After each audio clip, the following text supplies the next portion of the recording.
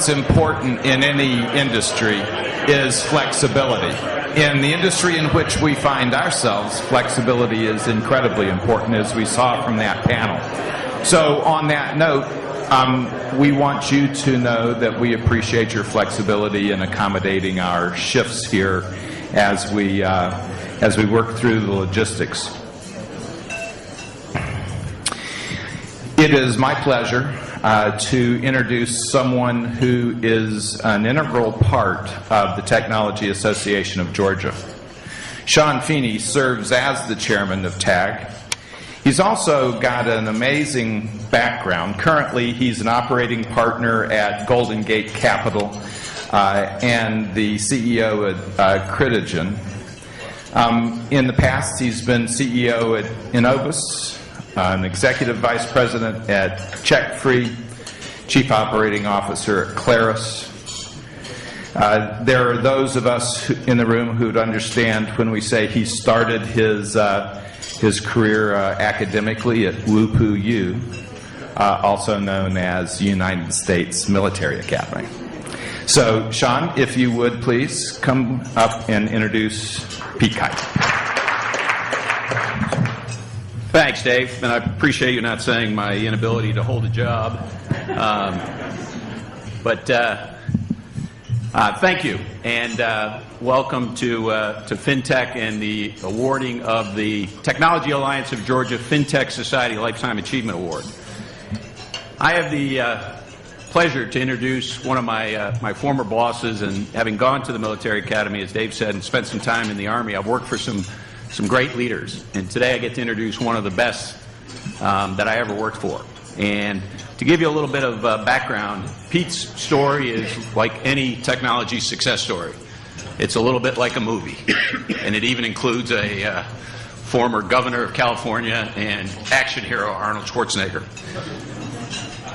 In the early 70s, Pete went to college, like many of us, from Columbus, Ohio, and he majored in the pole vault and wanted to be a decathlete in the Olympics. When he blew out his knee, he quit school because he, as Pete often said, he was there to major in the pole vault. So he moved back to Columbus, Ohio, got involved with the health industry, got involved with weightlifting and various things, the Nautilus Corporation, and ultimately moved to Houston and realized that a lot of people sign up for health clubs in December and stop paying in February. And he figured out a way through talking to people in the insurance industry to get people to basically debit their bank accounts and determine there's a business here.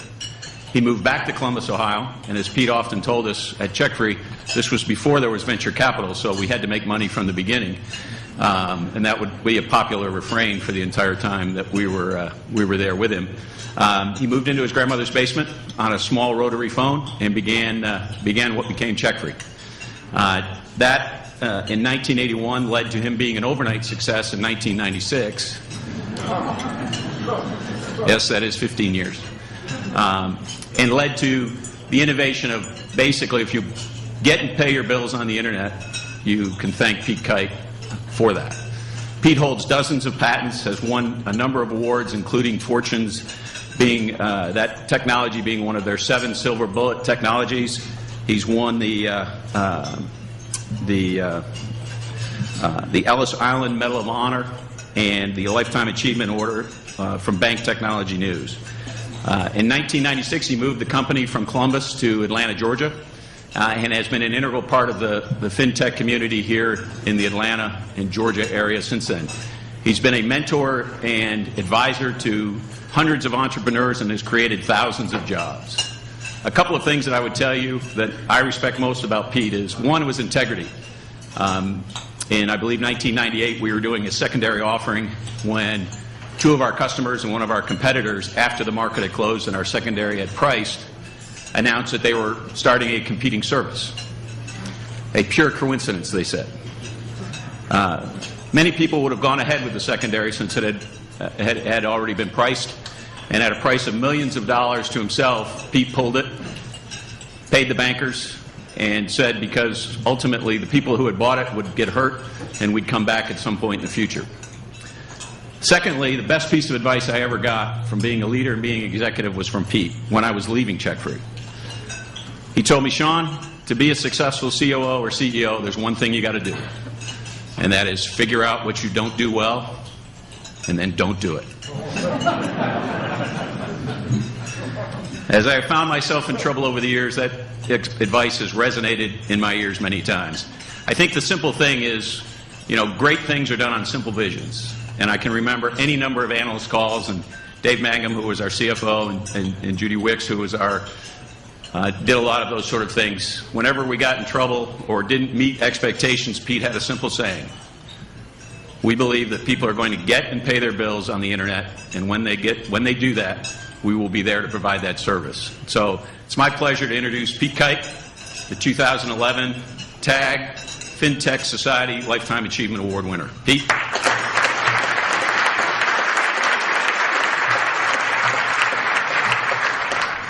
I appreciate this very much. I think as I first got contacted by TAG in regard to this, it did make me reflect almost immediately on how I actually got here, because it wasn't originally any part of a plan to move the headquarters to Atlanta. It's just one of those sort of series of events that takes place as you iterate the kinds of businesses that many of you are involved in. In our case, we'd taken the company public in September of '95, and immediately we targeted a company that we really thought was really key to being able to both enhance our strategic position technologically, but also be able to protect our position. We knew we were going to drive the banking industry in a way that they weren't going to be comfortable. We wanted to make sure that we had protected our back door, and the software on which the electronic funds transfer ran was really dominated by a provider here in Atlanta. We ended up making that acquisition only 7 months after we had taken Checkfree public. It was a very significant acquisition for us because the business was actually the same size as Checkfree was. A lot of people had a pretty different culture, one that I would tell you we really believed strongly we wanted to change. We wanted to drive more of the Checkfree culture. Ultimately knew that I'd need to come down here in order to really drive that change, but didn't come down here originally as part of a strategy to move the business. Simply came down here to manage the integration of our first really big acquisition after having gone public. 6 months later, when I was evaluating just exactly what it was we should do as the integration was taking place, we're on the right track. Made a mention to my wife, who had come down with me, that based on sort of the analysis, it looked like it was there were reasons to stay in Atlanta, move the headquarters here. There were reasons to go back to Columbus. And she looked up and said, I follow those reasoning. It all looks good and sounds good to me. And if the reasoning works out that you decide to move back to Columbus, don't forget to write. So I can tell you a lot of the really good fundamental business reasons why we moved the headquarters to Atlanta. But you just heard the real bottom line reason. Now the truth is, it was an opportunity for me to reflect on Atlanta, because really Atlanta was thrust upon me versus me really choosing Atlanta. We had just gone to taking the company public 7 months earlier. We make an acquisition of a company that's the same size as us, as the first major move we make as a public company. I'm suddenly living down here full-time, working to turn a culture that is dramatically different from ours and get it integrated into our culture. The real key to this acquisition down here is it put us in a position where we could really run with our bank strategy, which meant we were right at the very beginning of a dramatic, fast run rate in rolling out our strategy. So we really hit the ground in Atlanta running, and never really got a chance to sit back and say, here's exactly why and how and what and who and exactly how we were going to move into Atlanta. it feels like it really did just happen overnight, and the next day we were running full strength. But as I look at it, there isn't any question in my mind that it was the right move. In fact, it's one of those things that I think about if I had it to do all over again. There's a few things I'd do differently, but one of them would not be to change where we moved. I think Atlanta has been fabulous. Georgia and Atlanta, they were fabulous for Checkfree. Absolutely right place at the right time for us. There's a lot of skilled people here. There's a lot of experienced management.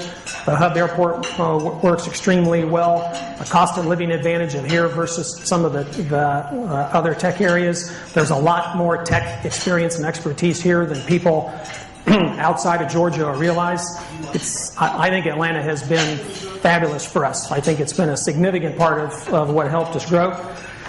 And I can tell you, I'm very thankful, and I thank you for this award. Even bigger than that, I thank you for what all of you, as a part of the Georgia and Atlanta tech community, have built in Atlanta. It served us very well. I think you're doing a great job. I think this is a fabulous area. I think there's going to be a lot more growth, and I appreciate what you're doing with it.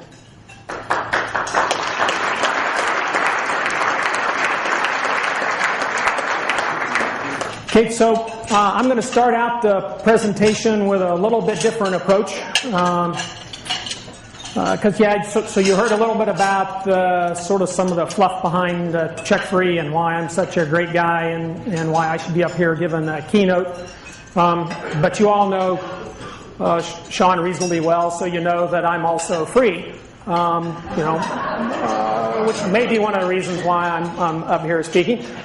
So I thought, look, if I'm going to stand up here and I'm going to challenge you with, what I think actually, especially for this group, is a little bit of a challenging view on some things that I think you take for granted.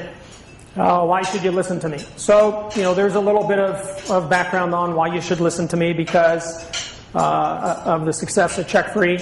There's no question that Sean and Dave and Mark and Dave Torgerson and a lot of the people that you all know are there's a reason why I learned that adage: find out what you don't do well and don't do it. You know a lot of the people that we brought into Checkfree to do all the things I don't do well a whole lot better than me. But we'll argue that there's some positive reasons for me to be up here telling you about what I'm going to tell you about. But I also have to be pretty objective and say there's also some reasons why, if you don't agree with some of the things I talk about, you can always sit back and say, wait a minute. The guy didn't just turn down PayPal once. He didn't just turn down PayPal twice. Now, I can tell you, if Peter Thiel had called me once, then I'd have told him, no, maybe I wouldn't have admitted this and put it up here on the screen. But the fact is, when I really think about it, he calls me 3 times. 3 times I had to tell him, no, I don't want to own PayPal. I need to tell you, yeah, you should listen to me on some of it, but I must not be all that smart. So we go all the way back to the beginning and talk about the Internet. And I want to go all the way back to the very beginning of what you get you to recall what we really thought about the Internet, what the Internet, and at its core, what it really has done, the ubiquitous digital access. And I'm going to challenge here today just a little bit of, okay, how is sort of the original core promise, how is it playing out? And I'm going to argue, well, first, just a reminder. The Internet, ubiquitous connectivity. And everything that does. It reduces entry cost. It takes away a lot of the large company scale advantage so that small companies can compete with economies of scale just like large companies can. A small company can innovate. It goes all the way back to the original dumb nerd cartoon of the dog sitting at a keyboard that's saying on the Internet, no one knows you're a dog. No one really knows you're a small company, big company. We have the ability to innovate a small company just as much as a big company. You disintermediate the middlemen. Costs come down because you can connect directly. Lots of disintermediation, lots of direct connectivity. Look, at the end of the day, everything should be more efficient. There's less friction, less cost. You have a reduced price, much greater efficiency, much more quality. Except what's happening is, look, iTunes does it all, does it pretty well, does it great for me. What's not to like about it? As a consumer, I'm using iTunes. I put down one click. I just saw stats yesterday. Before the end of this year, how many people in here belong to Amazon Prime? So before the end of this year, Amazon is going to have more than 10 million people signed up, paying them money every year so that they're signed up to be guaranteed free shipping through Amazon. We'll talk about this a little bit more. That is an incredibly powerful position to be in. And one of the effects it's having that is going to be the major theme here is it's changing the way the promise of the internet is actually playing out. One click, Facebook. I'm not even going to ask how many people belong to Facebook. It'd be shorter to say who doesn't. If you think about this, what it really comes down to, what we're going to talk about, is the overwhelming amount of opportunity that the promise of the internet has created, and the fact that the result is, I'm going to argue, almost exactly the opposite of what everybody originally intended and thought. And that is, there's this massive return at a level of concentration that, in fact, business marketplace hasn't seen ever before in the power of distribution brands. In simple terms, in this area, the internet has actually moved commerce in the opposite direction from what we all thought. It has concentrated a significant amount of power in some really key areas of the internet. What I want to do is talk a bit about why. How did that happen, and what does it really mean to us going forward? But before I do that, I want to give you an example, just so because I really want you to think about how powerful some of this distribution concentration has gotten. So in the course of my private equity business about 6 weeks ago, I'm in a meeting with the president of the digital division of one of the top 2 media companies in the world. So this is not, local U.S. This is one of the 2 top media companies in the world. I didn't ask him if I could put his stuff in this presentation, so I'm not going to give his name. I can tell you that he was a little bit tired and hadn't shaved, because he'd red-eyed over into this meeting from London, where he was attending a meeting in Parliament where his boss was being grilled in front of Parliament. But I didn't get his permission to put his name in here, so we're not going to talk about the brand. So he is a powerful guy. He runs all of the digital strategy for this big media company. He was telling me about how several years ago they got to the point where they realized that they need to distribute music digitally. They need to play. They need to be out in the market. It isn't really going to work the way they've been trying on some direct things. That the rights issue was going to get solved. They did believe there were some paths. They made the decision they were going to go forward with a strategy for digital distribution of their music. He has obviously a big, powerful team, a lot of high-paid people, from all walks of life. This guy used to run AOL himself. I mean, they go through the analysis. He says 3 different times he sent him back and said, give me more options, give me something else to do. Analysis all comes back exactly the same thing, and so he goes and pursues what all the analysis told him he had to do. Everything said, you got no choice. You go to one place, you talk to one guy, he goes in, talks to Eddie Q, and Eddie Q says, going to cost you 30%.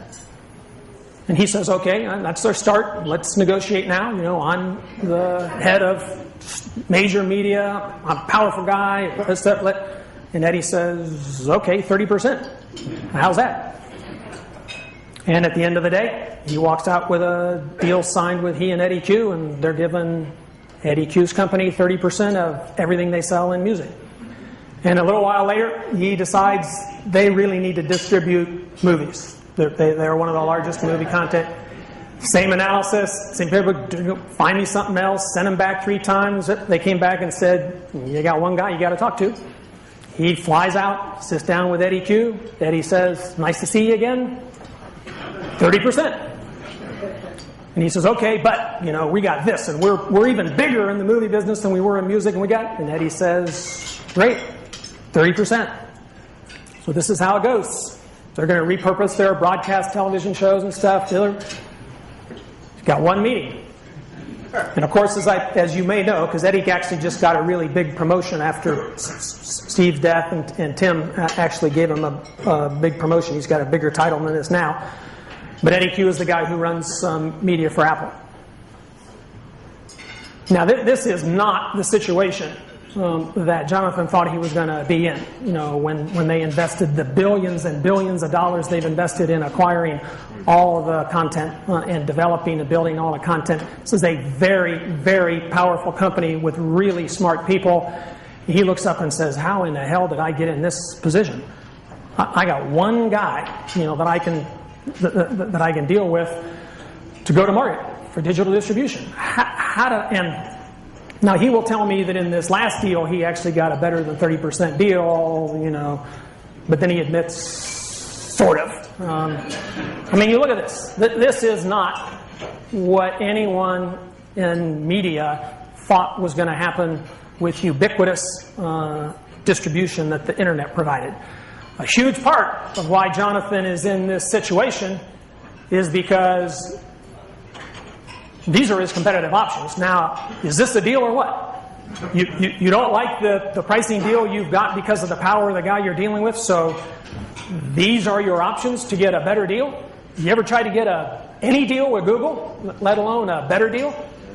With Facebook, Amazon, the amount of power that these organizations have with their brands, with their ability to distribute to their consumers, and the number of consumers, as we'll talk about how they got here.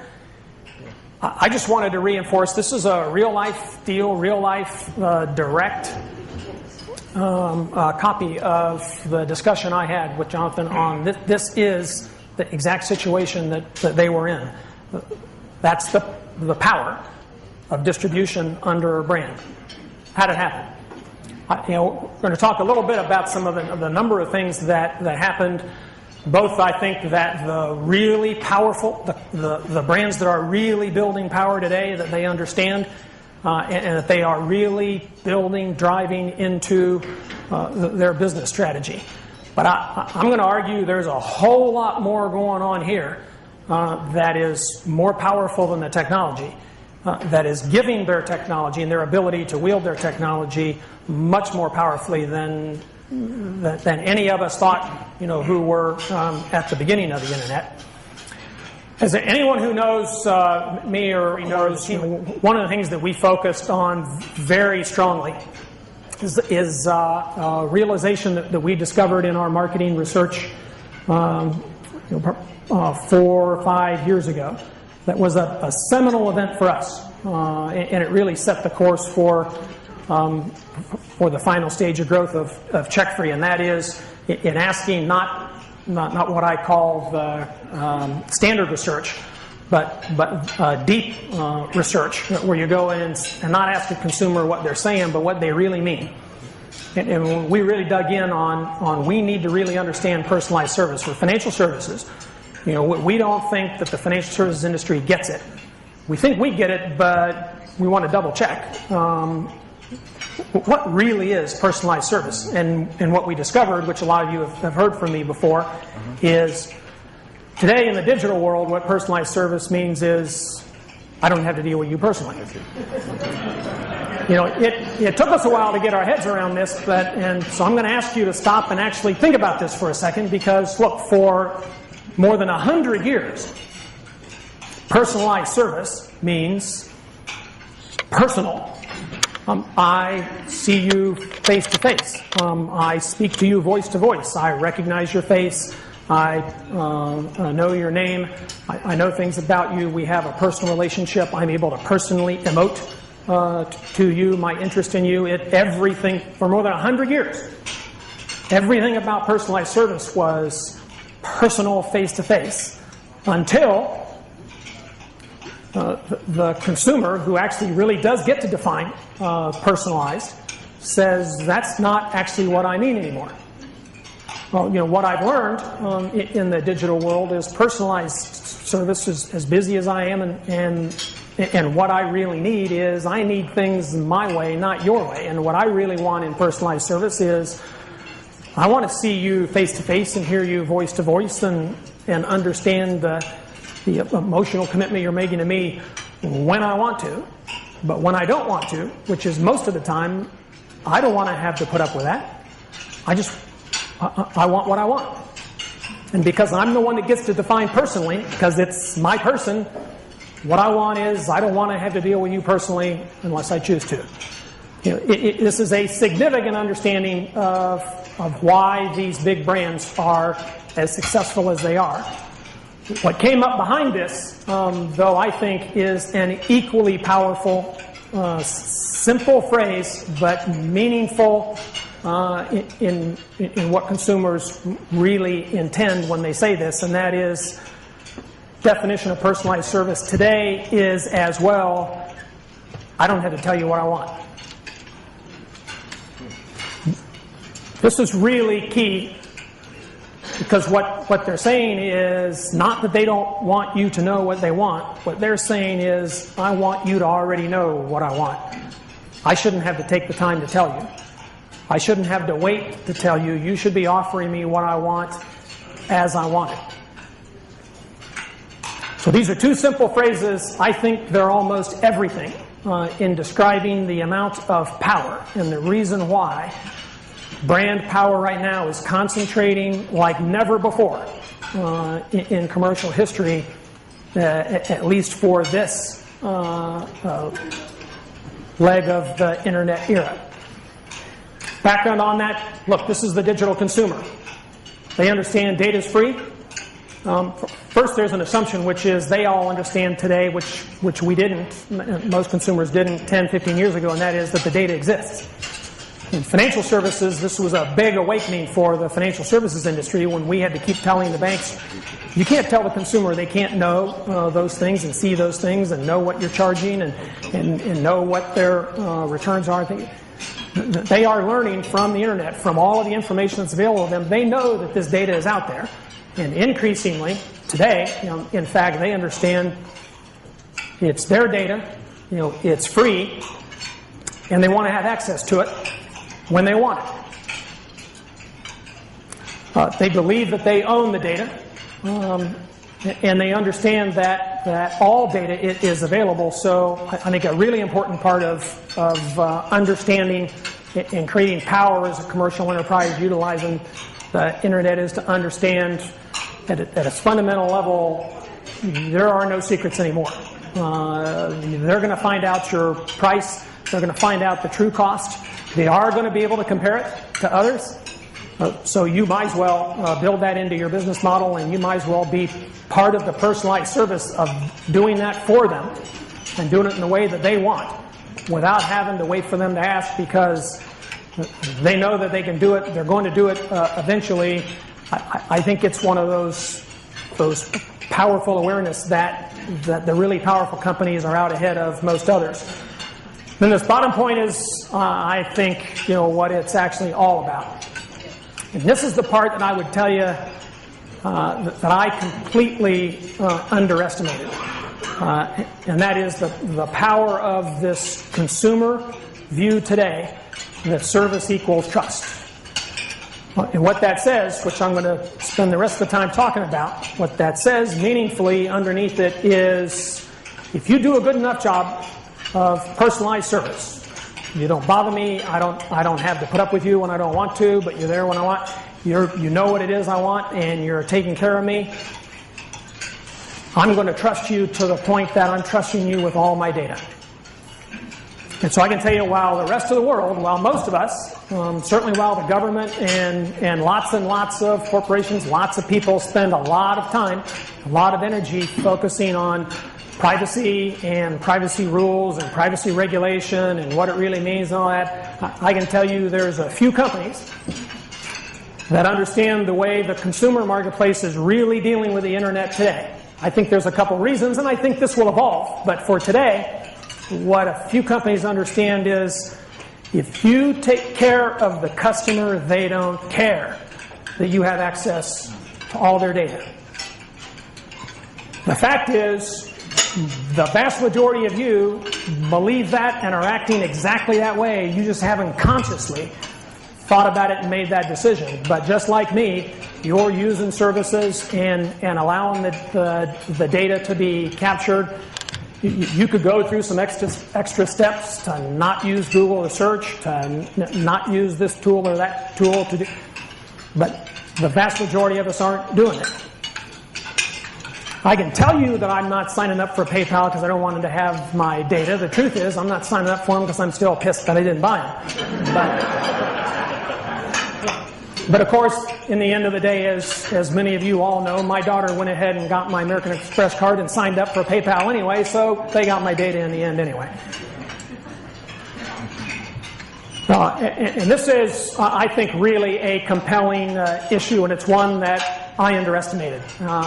We had a strong belief at Checkfree that, and from the very beginning, we protected the data on the belief that we'd be able to use that data to provide better financial services at better pricing and be more efficient and effective if we never let anybody else have it. And so we protected it and believed that ultimately, the data was going to be more valuable than the payment transaction services, which I think is, in fact, playing out. I underestimated how powerful that view with the consumer would continue on. And in virtually every market area, I wrote down the ones that in terms of deals that I've discussed at my private equity firm recently. I got down to the bottom of this list and just thought, just stop here. I mean, there isn't anything that isn't being affected by this, and that it isn't fundamentally changing the way the market works.